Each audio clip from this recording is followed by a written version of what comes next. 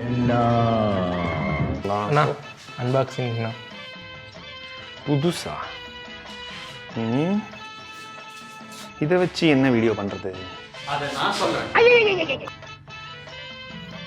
இது வந்து made in. அதை நான் சொல்றேன். எங்கடா வாய்ஸ் மட்டும் கேக்குது? வேணாம் உக்கார். நீ ஹீரோ தான், உக்கார்.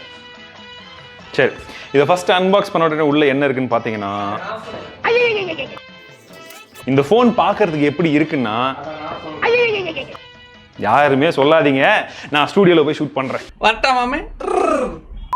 iPhone 14 நம்ம ட்விட்டர் போல்ல நிறைய பேர் கேட்டுட்டு இருந்த ஃபர்ஸ்ட் மாடல் இதுன்னு பார்த்தீங்கன்னா 14 Pro Max. அதுக்கு அடுத்தபடியாக iPhone 14 பற்றி தான் நிறைய பேர் கேட்டிருந்தீங்க.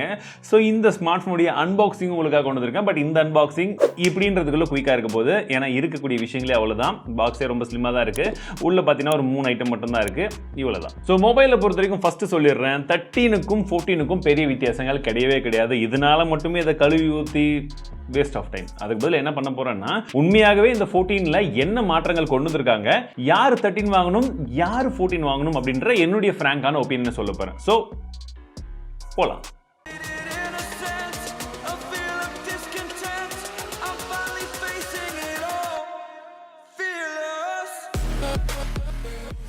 சைட் பை சைட் ஸ்பெக் ஷீட்டை முதல்ல என்னென்ன இருக்குது என்னென்ன இல்லை அப்படின்றத ஓவராலாக வந்து பார்த்துருங்க. ஸோ இதை நான் இன்டெப்த்தாக எக்ஸ்பிளைன் பண்ண விரும்ப கிடையாது. ஸோ ஜென்ரலி என்ன விஷயங்கள் மாறி இருக்குன்னு சொல்கிறேன். டிசைனை பொறுத்த வரைக்கும் உங்களுக்கு அதிகப்படியான வேறுபாடுகள் வந்து கிடையாது. 13 எப்படி இருந்துச்சோ கிட்டத்தட்ட அதே டிசைன் தான். உங்களுக்கு அந்த நாச்சும் வந்து இருக்குது. நாச்லையுமே எந்த ஒரு மாற்றங்கள் வந்து கிடையாது. சரிங்களா? இதில் வந்து உங்களுக்கு அந்த டைனமிக் ஐலைன்லாம் வந்து கொடுக்க கிடையாது. ஸோ 13, 14 அவ்வளோதான். பக்கம் பக்கம் வச்சிங்கன்னா ரெண்டுமே அதான் நினைப்பீங்க. இருங்க, இது 13 14 14 தானேப்பா? 14 தான். அப்படி தான் வந்து கெஸ் பண்ணணும் நம்மளே. ஸோ டிசைன் வைஸில் எந்த ஒரு மாற்றங்களும் வந்து கிடையாது.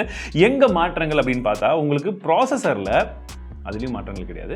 அதுக்குள்ளே இருக்கக்கூடிய கோர்ஸில் 13ல் வந்து பார்த்தீங்கன்னா உங்களுக்கு 4 கோர் கொடுத்துருந்தாங்க. இதில் 5 கோர் இருக்குது. காசு அதிகமாக கொடுக்குறீங்களா, அதனால ஒரு கோர் எக்ஸ்ட்ரா. பின்பக்க கேமராவும் பார்த்தீங்கன்னா 12 மெகாபிக்சல், சேம் அதே 12 மெகாபிக்சல் கேமரா தான். பட் என்ன வித்தியாசம் அப்படின்னு பார்த்தீங்கன்னா, அப்பச்சரை பொறுத்த வரைக்கும் அதில் 1.6 இருந்த இடத்துல இதில் 1.5 கொடுத்துருக்காங்க. That's it. ஃப்ரண்ட் ஃபேசிங் கேமராலையும் சின்ன ஒரு டிஃபரன்ஸ் இருக்கு. 2.2 அப்பச்சருக்கு பதிலாக இதில் 1.9 அப்பச்சர் யூஸ் பண்ணியிருக்காங்க. பட் மற்றபடி மீதி எல்லாமே அதே தான். அதனால வந்து 13க்கும் 14க்கும் கம்பேரிசன் பண்ண முடியல. எங்கிட்ட 13 கிடையாது. பட் டிஃபரன்ஸ் அப்படின்றது இது மட்டும் தான். மேபி சாஃப்ட்வேர் ஆப்டிமைசேஷன்ல கொஞ்சமா டிஃபரன்ஸ் இருக்கலாம். அதில் நம்ம ஆல்ரெடி வந்து 14 Pro Maxக்கும் 13 Pro Maxக்கும் கம்பேரிசன்லேயே வந்து பார்த்துருந்தோம். நீங்க பார்த்துருப்பீங்கன்னு நினைக்கிறேன். ஒருவேளை அந்த வீடியோ பார்க்கலாம், செக் பண்ணி பாருங்க. ஸோ அந்த ஆப்டிமைசேஷன்ல ஸ்லைட் டிஃபரன்ஸ் மட்டுமே இங்க வந்து ஒரு பெரிய விஷயமா இருக்கும். பட் அந்த extra money is it worth it? Android யூசருக்கு பிடிச்ச ஒரு மாற்றமும் இதில் இருக்கு. இதில் 6GB RAM இருக்கிறதா அன்அஃபிஷியலா ஒரு சில வெப்சைட்ல சொல்லியிருக்காங்க. ஆப்பிள் அப்பயும் வந்து சொல்ல கிடையாது. மேபி சொல்லி இருந்திருக்கலாம், பட் அவங்க சொல்லல. 13ல வந்து நமக்கு 4GB RAM, இதில் 6GB RAM இருக்குன்னு சொல்லி அன்அஃபிஷியலா சொல்லியிருக்காங்க. இது உண்மையான எனக்கும் வந்து தெரியல. ஆனால் உங்களுக்கு 14 சீரிஸ்க்கு உண்டான ஒரு சில விஷயங்கள் இருக்கு. உங்களுக்கு வந்து பார்த்தீங்கன்னா கிராஷ் டிடெக்ஷன் அது வந்து இருக்கு.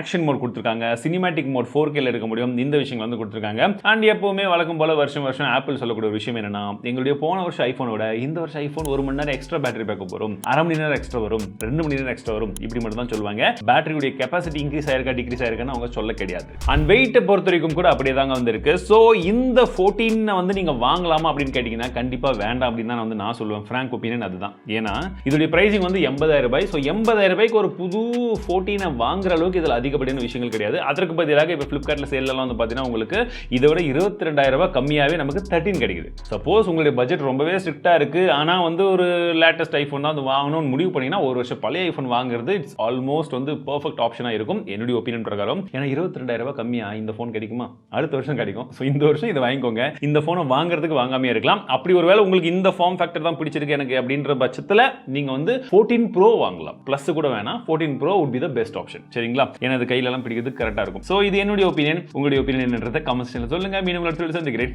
வாழ்க தமிழ்.